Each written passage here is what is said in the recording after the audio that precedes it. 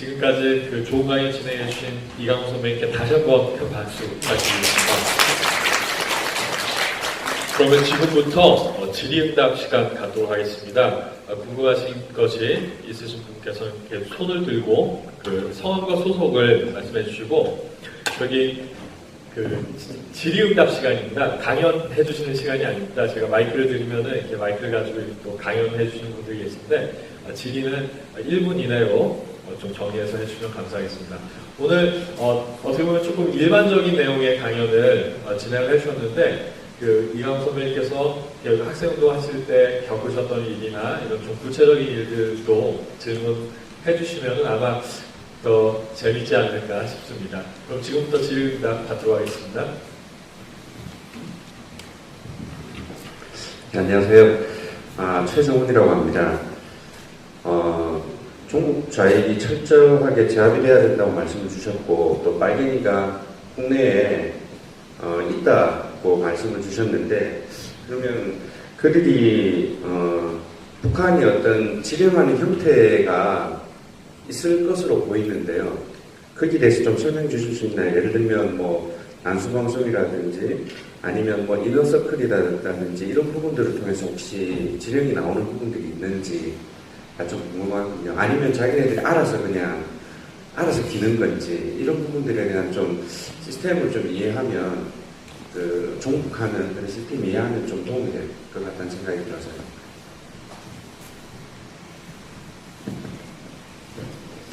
네, 이제 엄청나게 심오하게 복잡하게 이루어지고 있을 것이다, 이렇게 생각 안 하셔도 됩니다. 가령 저도 북한 방송 열심히 들었습니다.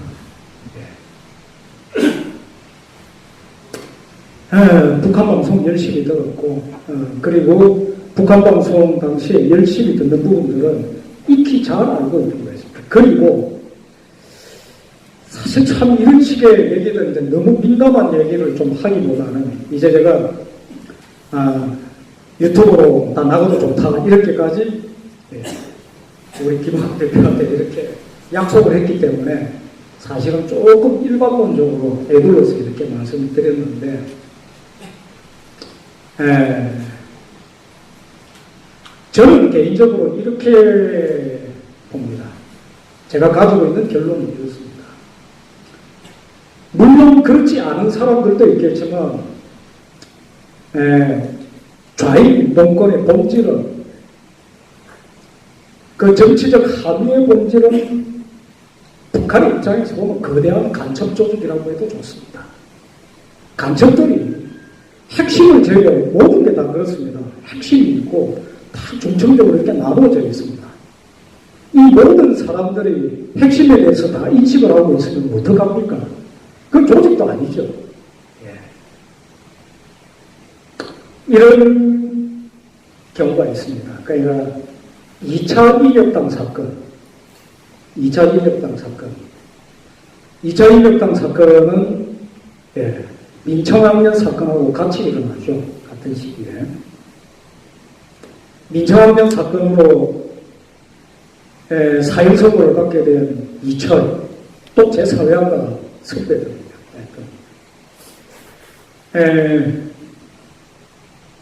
그분은 좌익은 아니더군요. 이렇게 표현하면 참 어떨까 모르겠습니다만, 나중에 이제 많은 이야기들도 나오고,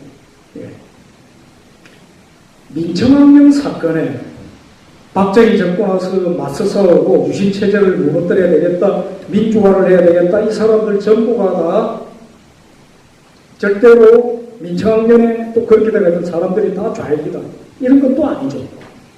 그러나 인혁당, 그리고 그 관련 당사자들이, 그리고 거기 깊숙하게 연관되어 있었던 사람들이 자신이 좌익이 아니다라고 얘기를 하면은 본인들도 성성을 지을 겁니다. 이런 표현을 한 사람이 있었습니다. 이름은 제가 언급은 안 하겠습니다. 이철은 아무것도 몰라. 누구누구가 선수야. 민청학령만 아는 사람들도 있었고, 인혁당을, 민청학령과 인혁당을 다 같이 알고 같이 연관되어 있는 사람도 있었던 겁니다. 다 이렇게 돼가 있었던 겁니다. 마찬가지 됩니다. 난민정도 마찬가지입니다. 통역당도 마찬가지입니다. 아까 엘저히스 제가 이야기를 했었죠. 엘저히스. 이 사람 죽을 때까지 자기는 모함받았다고 얘기합니다. 신영록 씨. 마찬가지 죽을 때까지 통역당 실체가 없는 거고, 그건 다 모함이고 조작입니다. 저는 그렇게 안 배웠는데요. 남한 변형운동의 피어린 발자취라고 배웠는데요. 그리고 그때 이제 다 아시지 않습니까? 잠수정 타고 북한 갔다 온 친구들이 많이 있지 않습니까? 대표적으로 김용환 같은 경우에는 다 아는 건 아닙니까? 김용환 한 명이었을 것 같습니까? 한 명이었을 것 같습니까? 그 다음에 잠수정을 타고 갈 때 잡혔습니까? 김용환이? 아니잖아요. 그렇습니다. 올라가는 사람, 내려오는 사람이 있고 그렇습니다. 이런 부분들이 홀쭉 있는 겁니다. 그리고 그 작용이 집요하게 이루어지고 있다는 것. 그래서 순진하고 순박한 생각에 사로잡혀가 있다 보면 그렇게 되어버린다. 그때도 그랬다는 것. 제가 거듭 말씀드리지만 저는 민주화운동, 부르주아 민주주의를 위한 싸움을 한 사람이 아닙니다. 좌익혁명을 하려고 했던 사람이죠. 저만 그랬던 게 아닙니다. 그 친구들이 다 얌전하게 살고 있는 친구들도 있지만 여전히 열심히 살고 있는 친구들도 있는 겁니다.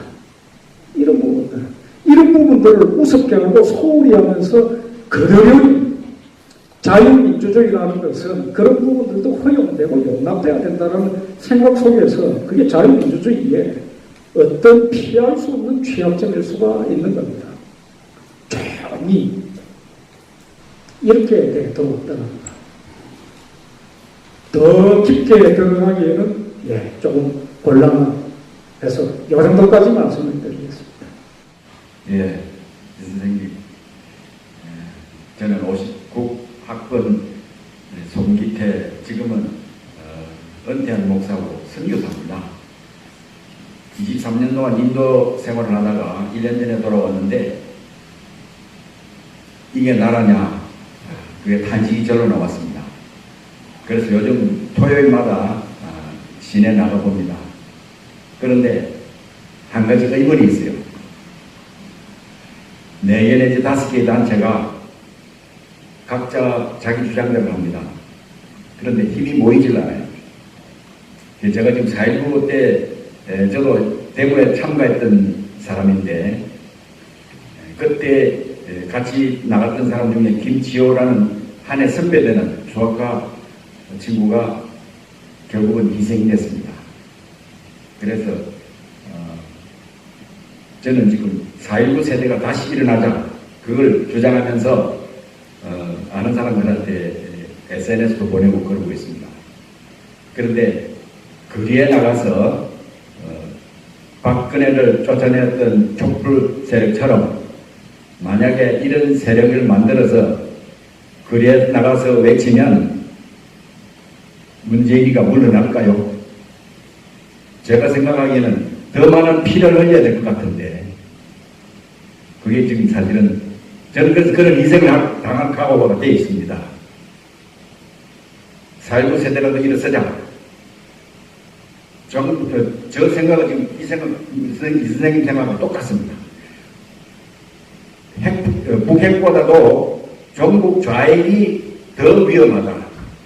문재인이가 더 위험하다. 저는 그렇게 생각하는 사람입니다.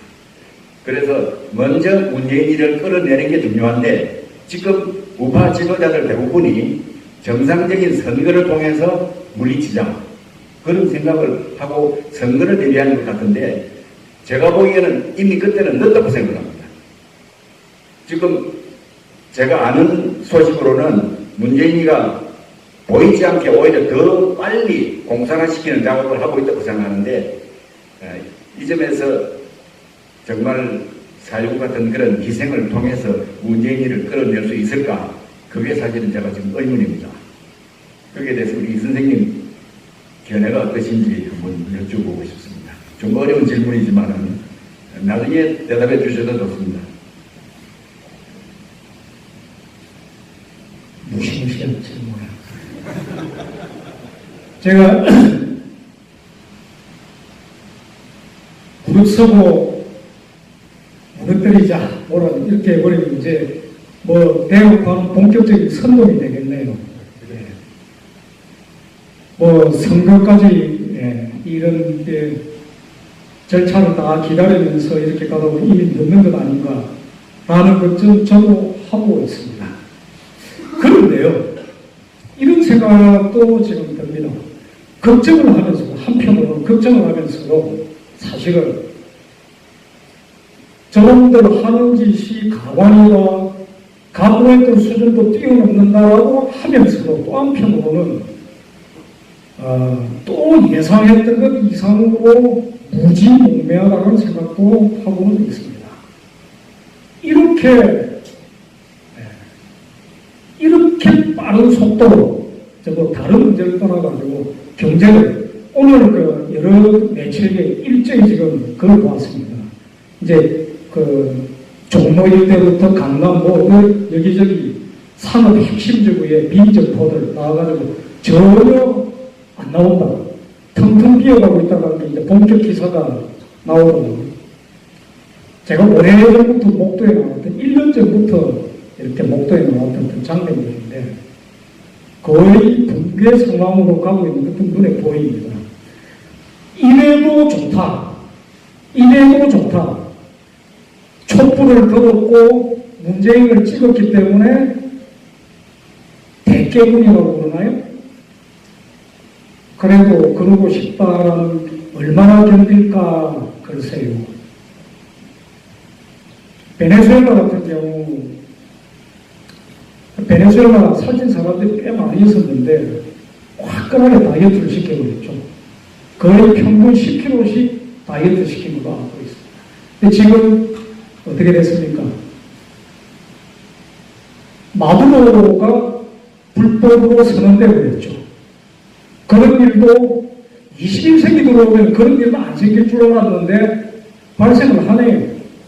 발생을 하고 앞으로 대한민국이 나아갈 길을 뭡니까 그때 옛날에 한무식인가 경무식인가 하는 신문들이 거기에 어떤 사람들이 표현을 그렇게 했더만요. 베네수엘라를 본받아라. 보라. 지금 이 순간 베네수엘라 본받고 싶습니다. 네. 본받고 싶는 길로 좀 나왔으면 좋겠어요. 왜 그 젊은 36살이라고 나와 있던 거예요. 베네수엘라 국회의장 같은 그런 배포 있는 어린 사람들이 나오겠죠. 저는 나올 거라고 생각이 듭니다. 저는 문재인 정권 이 고스란히 그대로 임기 그대로 가도 좋다라고 생각하는 사람은 아닙니다. 그러기에는 대한민국이 너무 아깝습니다. 힘이 못 미친다라면은 이런 생각은 같지만 이대로 계속 가도 좋다 저는 그렇게 생각합니다. 임기 전이라도 늦더야 됩니다. 그렇게 말씀을 안 드릴 수가 없습니다. 이렇게 얘기를 했으니 이제 강을 던졌네요. 주사위를 던졌네요. 옛날에 그러니까 운동권 시절에 표현 비자라면은 그 표현을 그대로 돌려서 이렇게 표현을 했습니다. 그때 이런 표현을 썼습니다. 타도라는 표현을 썼습니다. 타도합시다. 타도 문재인 정권. 그렇게 합시다.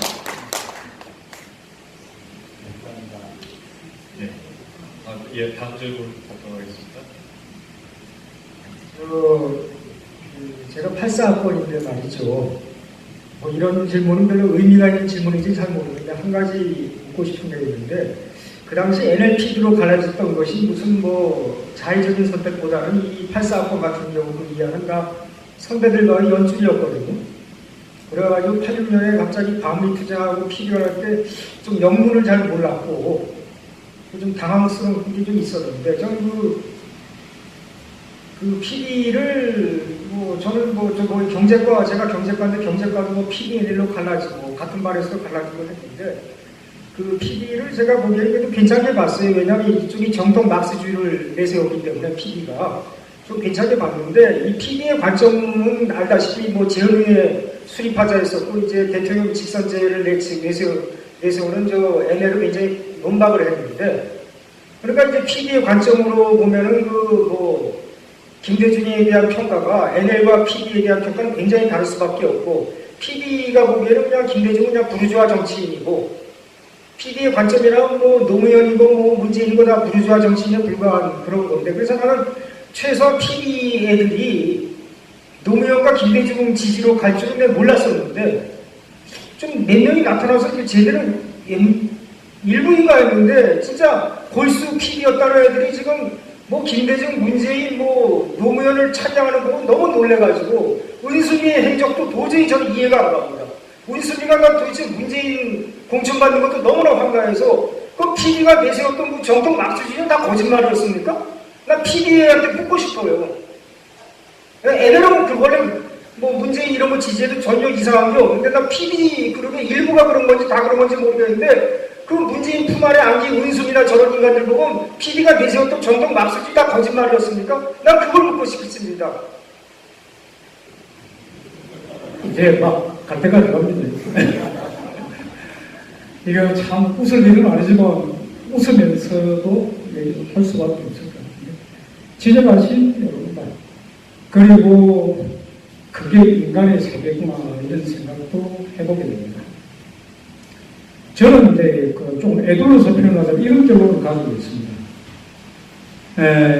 침묵을 계속하게 되면, 한국에서는 침묵을 계속하게 되면은 설사 처음부터 좌익이 아니었다 하더라도 침묵을 계속하게 되면은 반드시 좌익으로 귀결된다. 그리고 반드시 침묵 종북이 아니었다 하더라도 좌익을 계속 하다가 보면은 궁극적으로 종북으로 귀결된다. 라는 게 철의 법칙이구나, 이렇게 느끼고 있습니다. 사실 그 PD 계열은 그때 재헌의 애파 이런 쪽보다도 사실은 더 거슬러 올라가면 노동운동 쪽에 뿌리가 있고 그렇습니다. 사실은 이제 조금 더 깊게 들어가면 그렇게 되고요. 근본적으로 이렇습니다. NLPD의 대립이라고 얘기를 하지만 사실은 훨씬 더 복잡하고 깊숙한 내막이 좀 있고 궁극적으로 있습니다. 그러니까 NL이라는 부분들이 갑작스럽게 그렇게 등장한 게 아닙니다. 그렇게 표방이 돼서 나온 거지만, NL 주사파, 근데 때가 돼서 그렇게 나온 것이지만, 사실은 근원적으로는 운동권 자체가 한국에 이미 그 8.4건 그때 당시 당대에는 이미 NL 주사파 일색으로 정리가 다 되어버렸습니다. 이렇게 되었었고, 그리고 그렇기 때문에 아마 접하셨을 때는 그런 상황밖에 못 봤을 겁니다. 그런데 그 이전에 그렇습니다. 제가 교육을 또 받을 때의 이야기였습니다만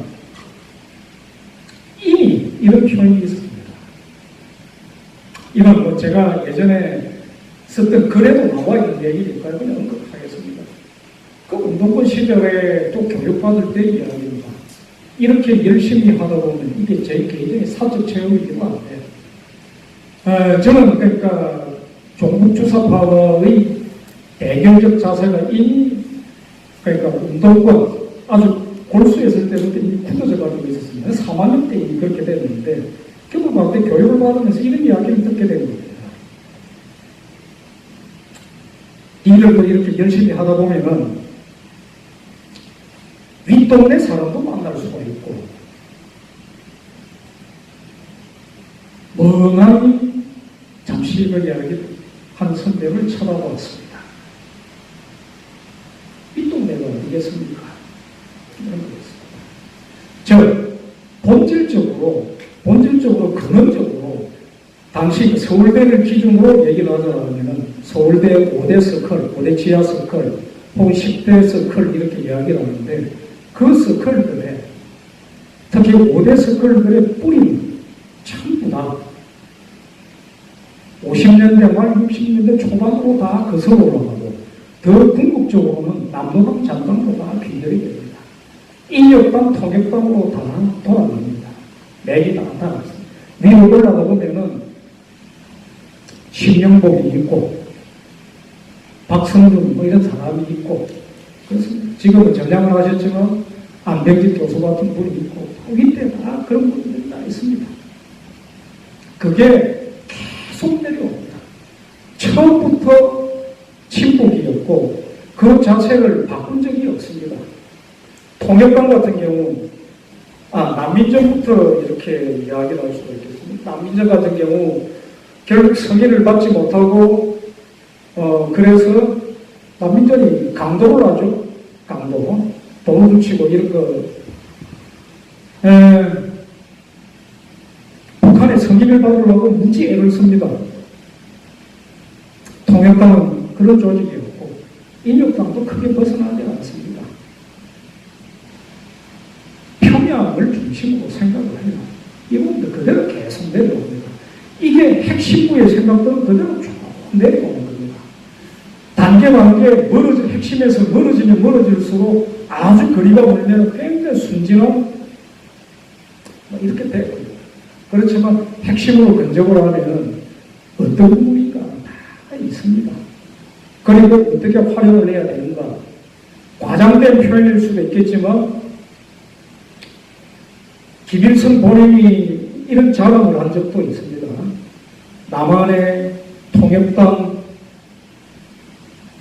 3,000명이다. 그런데 남한의 이런 친구들이 조금 무리하게 해가지고 새가 약화돼서 3,000명이 나옵니다. 기가 차고 있네. 이런 겁니다. 그런데 결론적으로 이렇습니다. 통진당의 예를 들어보겠습니다. 잘 생각을 해보시면은 통진당 사건 해산되고 이러면서 통진당이 근거가 되고 이석기 근거가 되고 하면서 이 친구들이 북에서 직접 내려온 공작원들이 아니죠. 통진당 당원들이. 우습게 표현하자면 북에서 내려온 특수부대가 아닙니다. 일본 교육받고 내려온 친구들이 아니죠. 그렇지만 통진당이 있는 겁니다.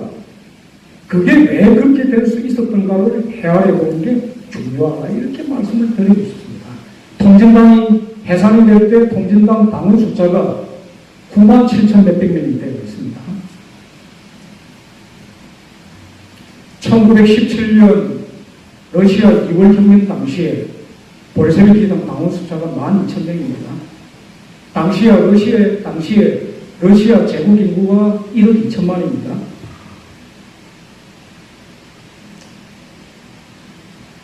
1억 4천만인가요? 하여튼 그런 정도가 엄청난 차이가 있는 겁니다. 그런데 통진당이 이렇게 불어나고 팽창됐던 겁니다. 이런 부분들이 계속 진행될 수 있었던 거. 그리고 너무나 단속하고 제압하기가 참 힘들었어요. 그게 정말로 힘들었다는 거. 저는 그러니까 박정희 대통령 시대에 벌어졌던 진행됐던 한편으로는 반유신 민주화 투쟁 이렇게 가지면 그 이면에서 어떻게 또 좌익들의 공작과 그 궁극 목표와는 집요한 싸움이 있었는가를 알고 있습니다. 그걸 정확하게 알고 있는 입장에 있습니다. 그거는 또 다른 어떤 거니까 좀 비공개적으로 좀 말씀을 들었으면 하는 건데 알고 있기 때문에 물론 그 부분들이 당시에는 다 알려져 있지는 않은 거죠. 그리고 심지어 소위 이른바 김영삼 계열 이 사람들은 설마 그렇게 하겠나 이런 생각을 가졌던 사람들이 많았을 겁니다. 그렇지 않았던 거죠. 그리고 이 사람들이 운동권에서는 친북, 종북 좌익 세력들의 문제점에 대해서 일찌감치 지적이 되고 경계를 하고 이런 문제들이 있었습니다만 사실은 유감스럽게도 그분들을 일찌감치 제압을 그때 못했던 겁니다. 그리고 그게 제가 사실은 운동권을 떠나고 정리하게 된 첫 번째 계기이기도 했었습니다. 첫 번째 계기가 종북 좌익을 너무나 안이하게 생각을 했다. 지금은 이제 원로가 대신 좀 뭐 좌익이라고 할 수 없는 분이지만 그때 저하고 같이 활동을 했던 분입니다. 지하당을 만들기 위해서 전부 같이 순회를 하고 또 합국정당을 만들어내기 위해서 같이 전부 순회를 하고 했었던 그런 분입니다. 그런 움직임에 다 같이 연관이 되어 있던 사람들이죠. 노회찬 뭐 이런 사람들. 이 사람들 근데 그때 심각하게 생각하지 않았어요. 뭐 그런 정도 있을 수도 있는 이렇게 생각을 해버리고 지나가버렸죠. 그 결과가 이렇게 가버렸는데 그리고 아까 말씀하셨던 언급했던 몇몇 이런 사람들 산은행 출신들 또 뭐 CA 출신 이런 사람들이 주사파 아니고 종북파 아니죠. 그런 부분들을 굉장히 막스 레닌주 입장에서는 김관일 쪽들의 동상에 머리 쳐박고 저라고 하는 부분들이 그게 소위 막스 레닌주의가 할 짓입니까? 웃기잖아요. 근데 그런 부분들을 일종의 이제 투항해버리는데 그 내면에 무엇이 있냐라고 당사자는 알겠죠. 당사자는 알겠죠. 그러나 적어도 변명은 이렇게 하고 있을 겁니다. 결국에는 그런 문제점이 있음에도 불구하고 가장 큰 문제는 그들의 입장에서는 소위 이른바 재벌이 어쩌고 그 다음에 말하자면 남한의 기득권 세력이 어쩌고 이런 쪽으로 모든 핑계를 다 돌리고 하는 게 사고방식도 익숙화 되어 있을 거고 그게 저자가 있을 겁니다. 그러면서 알면서 자기를 속이고 또 적극적으로 또 속고 심리적으로 그렇지 않겠나 생각합니다. 네, 다음 질문 드리겠습니다.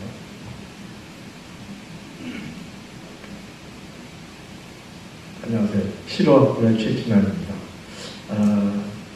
저는 7호학번이고 대학원은 7호학번이고 군대 갔다 와서 감신에 들어갔어요.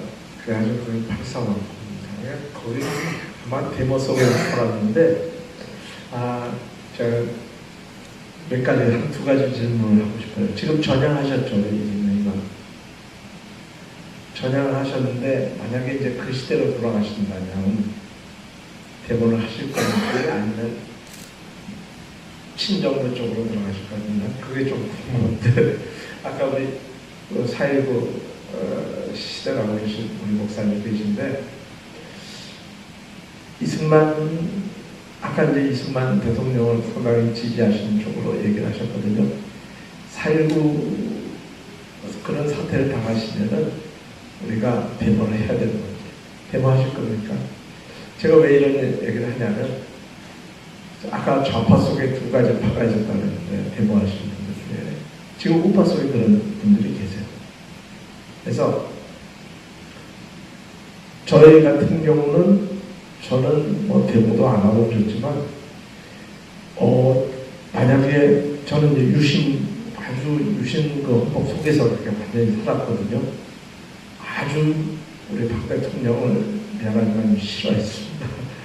그리고 데모는 안 했어요. 저 맨날 전도하러 다니려고. 근데 그 시대로 내가 다시 돌아간다면 나는 그때 행복하게 우리 이제 유신 시대, 유신 헌법 아시죠? 유신 헌법 아시죠? 국회의원 3분의 1 뽑고 대통령이 임기제 없고 모든 법관을 대통령이 이렇게 임명하고 저는 딱 그걸 보면서 이거 북한이나 남한이나 이게 뭐가 다르냐 그런 생각을 많이 했거든요. 과연 우리가 돌아가면은 이제 박정희 대통령 시절로 돌아가면은 우파 중에서 그래도 나는 박정희 대통령이 좋아. 아니면은 나는 여기서 못 살겠어. 우리 선생님은 어느 쪽에서 서실 건지 나는 그게 조금 궁금하네요. 굉장히 이제 뭐 어려운 질문이시긴 하시지만 저는 단호하게 답할 수 있는 질문입니다. 단호하게 답할 수 있는 질문인데 지금과 같은 제가 인식을 가지고 있었으면 저는 그러니까 4.19 그 시기 당시에 이승만 대통령에 반대해서 대응 안 했습니다. 단언한 건데. 사진으로도 오늘 만들고 나왔습니다만, 참 아시는 분은 아시고 모르시는 분은 모르시는데, 그 3.15 부정선거는 이승만 대통령 선거의 부정이 아닙니다. 아시죠? 모르시는 분도 있습니다. 부통령 선거, 당시 전 부통령 선거가 나누어져서 진행이 됐죠. 간단합니다. 이승만 대통령은 단독 후보 아니었습니까? 야당 후보가 돌아가셨죠. 그렇게 해가지고 단독 후보가 되고 그냥 당선 확정 상태였습니다. 근데 연로하시고 하니까 참 우스운 상황이지만 미국 같은 런닝메이트 제도가 아니고 그냥 따로따로 이렇게 뽑게 되어 있었죠. 부통령 선거 엄청나게 격렬한 어떤 이런 긴장이 야기가 되고 부정선거가 있었죠. 그 싸움이 벌어졌는데 곧바로 진행이 이렇게 됐죠. 명백하게 대통령 선거는 부정선거 이런 차원이 아닌데 이승만 불러가라 이렇게 깃발이 이렇게 걸립니다. 저는 그걸 선동이라고 얘기합니다. 예. 지금 이제 저는 그걸 잘 알고 있습니다.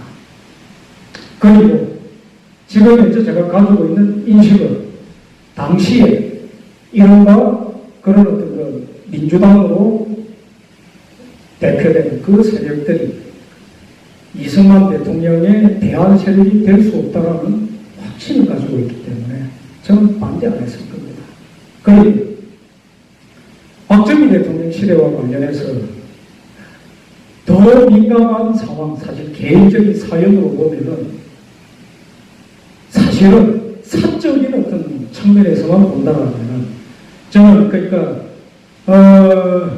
저 선배 부친은 박정희 대통령과 말하자면은 구원이 있는 관계입니다. 예. 그런 입장일 수밖에 없는.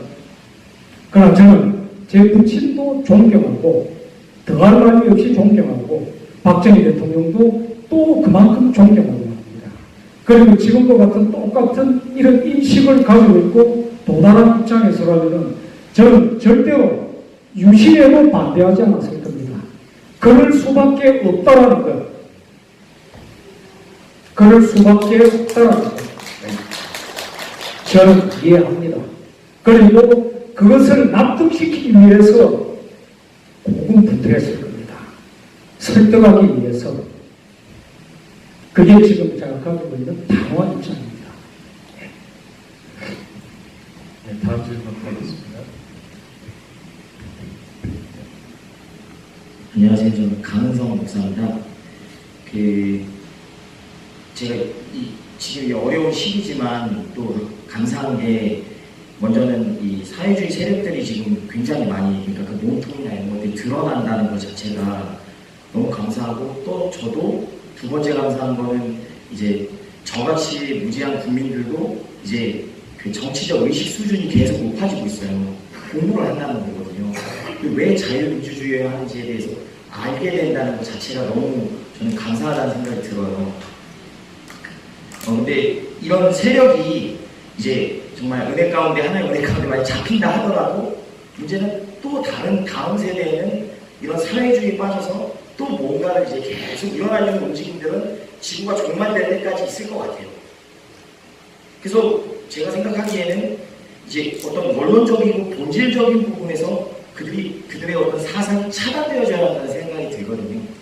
그런 측면에서 이제 지금 강사님이나 많은 선배님들이 그런 사례나 이런 것도 남겨주시면 참 좋을 것 같고요. 그런 측면에서 봤을 때 이제 아까도 얘기하셨지만 사회주의에 대한 거는 어떤 당시에는 유토피아를 끌고 갈 수 있지만 결론적으로 봤을 때는 약점이 드러나 버린 거잖아요. 지금 뭐 소련이 붕괴를 했다든지 하는 부분에서 어떤 현실적인 약점이 드러났다고 저는 생각하거든요. 뭐 그냥 경제적인 측면에서 반다고 하더라도 뭐 개인 사유화에 대한 인간의 욕구를 제한했고 그로 인해서 발생되는 어떤 하향 평준화의 경제 그런 것들이 지금 다 증명이 되고 있었잖아요. 붕괴가 되고 있고 그것으로 인해서. 근데 그런 것들에 대한 것들을 이제 그런 후배 분들, 다음 세대 분들에게 이것들이 헛되다라고 어떤 방식으로 얘기해 줄 수 있는지, 또는 그분들도 똑같이 선생님께서 겪으셨던 것처럼 그런 사회주의 이론을 듣고 어떤 카타르시스를 느끼면서 이제 막 이렇게 그런 것도 추구하고 혁명을 건설하기 위해서 꿈을 꿀 수도 있잖아요. 근데 그런 부분들에 대해서 이제 왜 이것이 헛되인가, 이것이 왜 아닌가에 대해서 명료하게 또 정리를 혹시 해주실 수 있으신가, 그게 굉장히 궁금했습니다. 굉장히 폭발적인 많은 질문을 주셨는데, 공감을 하는 게, 저는 말하자면 인간의 영원한 질병이라고 생각합니다. 인류 역사가 계속되는 한 끊임없이 반복될 질병이 있다. 그래서 한 번씩 이렇게 정리정돈을 어떻게 보면 청소를 한 번씩 해야 되는 것 같고, 그리고 질병, 이런 안위를 하는 것 같고, 그때 다시 추스리고 건강을 회복하고, 어쩌면 영원히 반복되지 않겠나. 그런 인간 내면에 도사리고 있는 어쩔 수 없는 약점, 욕망, 이런 것의 결과가 아니겠나. 그때는 그러니까 그런 것들이 있고, 그리고 속아 넘어가기도 하고, 속이기도 하고, 알고 속고, 모르고 속고, 거기서 그럴듯한 얘기들이 행세를 하고 행행을 하면서, 그리고 정말 그 뼈저린 경험을 하고, 그 기억이, 그 뼈저린 처절한 경험의 기억이 유지되는 세대가 쭉 그 기억이 유지되는 동안 또 괜찮았다. 그게 또 잊혀질만 하면 또 고개를 들고, 잠시 잊어버리면 다시 독버섯이 자라고 독초가 자라고 하듯이 늘 반복되는 것입니다. 그래서 규칙적으로 이런 부분에서는 정말 끈기와 인내로 가질 필요가 있다. 그리고 여기에서는 굉장히 뭐라고 할까요? 어떻게 보면 조금 차분한 마음도 가질 필요가 있는, 그래서 이 종북 좌익들, 이런 어떤 문제 세력들을 어떻게 할 건가, 이런 거 가지고 아주 격하고 과한 어떤 이런 어떤 방법을 좀 이런 것보다는 굉장히 정말 어떻게 보면은 이런 정신적 문제이기도 하고 교육의 문제이기도 하다라는 부분들, 이런 부분들도 잊지 말아야 된다는 거예요. 자꾸 다시 집요하게 또 이루어져야 되고, 그렇게 정리를 하고 해야만 되지 않겠나. 그리고 이 역사는 또 계속 반복이 될 거고, 정말 가슴 아프고 뭐라고 할까요? 좀 억울하다고 할까, 억하신경마저 생기는 것은 한국은 이런 어떤 소모, 중간에 어떤 그러니까 소모, 이 소모 전쟁이 이런 것들이 없다라면은 조금 더 산업화, 민주화, 그다음 그런 부분을 다 긍정적 발판으로 해서 더 높게 도약하는 길을 조금 더 빠르게, 조금 더 건강하게 이래볼 수가 있는데, 그게 중간에서 이런 충분히 없는 진통을 겪어야 된다는 게 솔직히 화는 납니다. 화가 나고. 그러나 또 뒤집어 놓고 얘기를 하면은, 이것은 대한민국의 탄생부터 숙명적으로 그 끄트머리 보시지 않습니까? 손톱만큼, 새끼 손톱만큼 조그맣게 겨우 자리 잡고 천신만고 끝에 탄생하고 발전하고 그 숙명적 과정을 안고 있었던 부분들 피할 수 없는 게 또 아니겠나. 이 과정을 거치면서 다시 한번 발견이 되고, 이 과정 속에서 지금 굉장히 예전에 한동안은 나이브하게 생각을 하고 소박하게 생각을 하고 뭐 기득권 세력이 어떻고 뭐 이런 폐조선이 어떻고 이런 부분에 부추겨지고 놀아놨던, 그런 선동에 놀아놨던 젊은 세대들, 청년 세대들도 이게 아니구나, 이 나라가 이런 게 아니구나 라는 부분들을 처절하게 깨달으면서 나의 나라가 이렇게 망가져서는 안 된다라는 강렬한 애착을 가졌으면 바라고 있습니다. 그렇게 되면 또 힘있게 나아갈 수 있을 겁니다. 사람이 죽고 정권에 의해서, 독재 정권에 의해서 독립되고 희생당하고 헬기에서 기총사격도 있었어야 되고 라고 자꾸 믿고 싶고 다른 정부가 또는 막 우기고 싶어지는 겁니다. 그런데 이제는 5,000명, 2,000명은 얘기할 수가 없는 거죠. 그렇죠.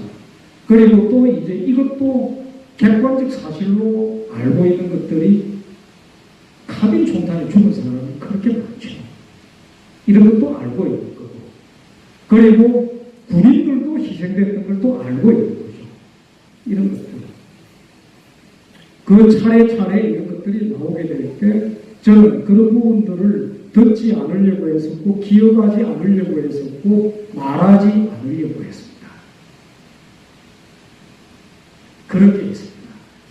취사 선택을 해서 자신의 어떤 그러니까 2년, 10년 믿는 대로 사실관계를 취사 선택을 해서 그렇게 하는 부분들. 저는 그 부분들이 무시무시한 일종의 악마성이라고 말씀을 드리고 싶습니다. 어떠한 경우가 있다 하더라도 저는 저희 이념이 있고 정치적 입장이 있고 그러지만 절대로 잃지 않으려고 지키려고 하는 원칙이 또 하나가 있습니다. 사실이 팩트가 이념에 앞선다는 겁니다. 이 부분들은 그게 무엇이었든 간에 반드시 지키려고 하는 이 부분들을 지키려고 합니다.